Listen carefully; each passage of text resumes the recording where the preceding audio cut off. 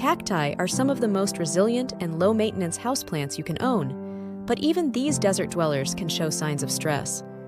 One of the most alarming signs for plant parents is when a cactus starts turning yellow.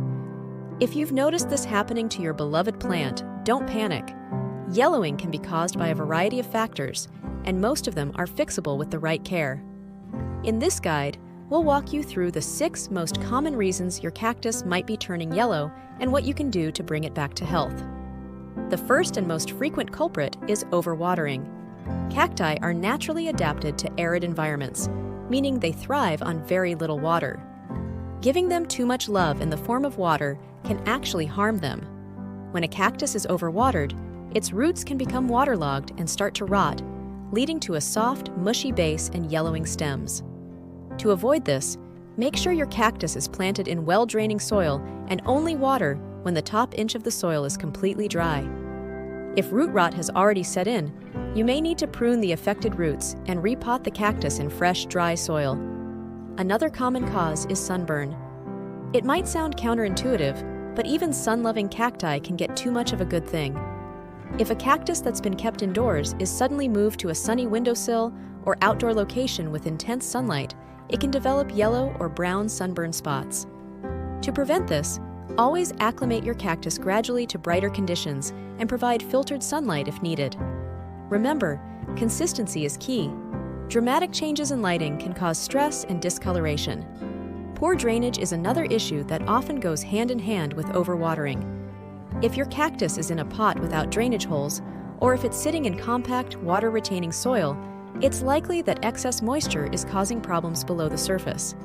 Always use pots with drainage holes and a gritty, cactus-specific soil mix that promotes good air circulation and dries quickly. Nutrient deficiencies, particularly a lack of nitrogen, can also manifest as yellowing. While cacti don't need a lot of fertilizer, they do benefit from occasional feeding during the growing season. Use a balanced, diluted fertilizer designed for succulents and follow the recommended dosage to avoid overfeeding, which can also cause harm. Pests are another sneaky cause of yellowing. Insects like spider mites and mealybugs feed on the sap of your cactus, stealing essential nutrients and leaving the plant weakened. If you notice tiny white fuzz or webbing, your plant might have an infestation. Inspect your cactus regularly and treat any pest issues promptly using insecticidal soap or neem oil.